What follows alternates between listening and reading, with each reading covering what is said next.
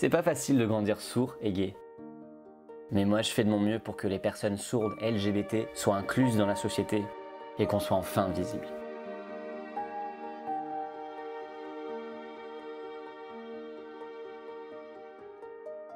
Grandir sourd, c'était pas facile.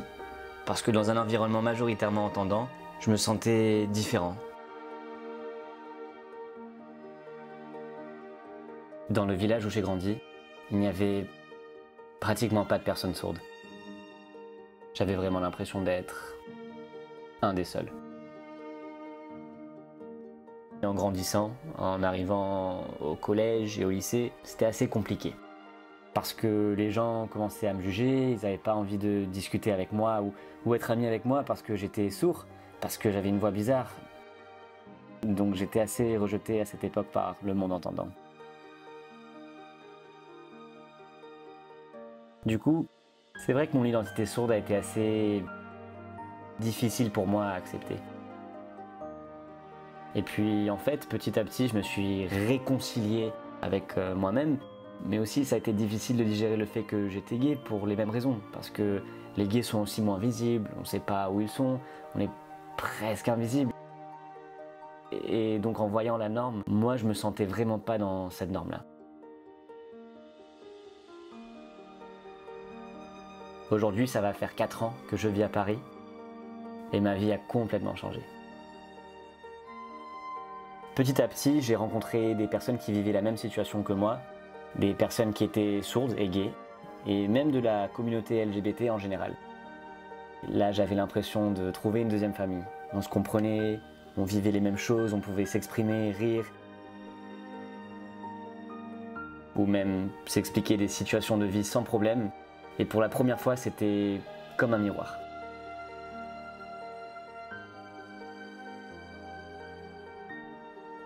Alors, dans les médias, il n'y a pas beaucoup de modèles, mais je connais une personne qui est américaine, qui s'appelle Nail DiMarco. C'est vrai que lui, c'est un vrai modèle, parce qu'il est très militant au niveau de la communauté sourde, et aussi au niveau des LGBT. C'est quelqu'un qui est assez visible.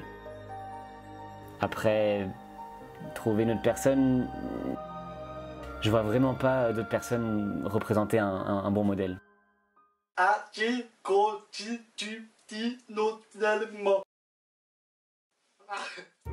peux pas, franchement, je peux pas. Aujourd'hui, ça va faire à peu près 5 ans que j'ai créé ma chaîne YouTube. J'ai créé cette chaîne YouTube parce qu'à l'époque, il n'y avait pas de youtubeurs sourds. Et en plus, j'avais envie de montrer qu'on peut être sourd et aussi faire des vidéos, s'amuser, rigoler, pour montrer qu'on est vraiment comme tout le monde. Après, j'avais envie de montrer que les personnes sourdes, qu'elles soient LGBT ou non, ne se sentent pas seules. Parce que moi, en grandissant, quand j'étais adolescent, je pensais vraiment être un des seuls.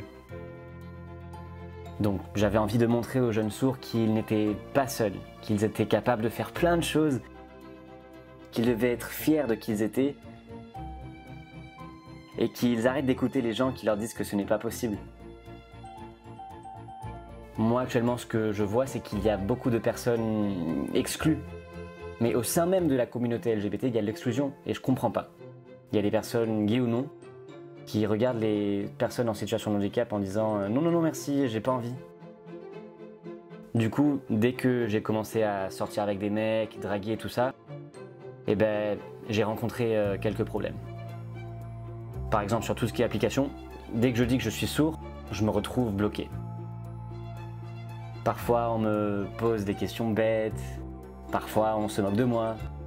Donc moi, ce que j'espère, c'est que dans le futur, il y ait une vraie mixité, qu'on soit vraiment ensemble, et que les personnes, peu importe leur situation de handicap, qu'elles soient sourdes, en fauteuil ou aveugles, en fait, j'ai envie qu'il y ait une vraie inclusion. J'espère que dans le futur, il y aura une vraie cohésion et qu'on soit vraiment ensemble. Être sourd et gay, finalement, c'est un peu la même chose. On est obligé de l'accepter parce que c'est ta vie, et c'est comme ça. Alors oui, la norme nous empêche de l'accepter facilement, et puis il y a plein de gens qui nous disent ça c'est pas bien, c'est pas bon, donc tout ça, faut mettre de côté, et il faut simplement s'accepter et s'aimer tel qu'on est.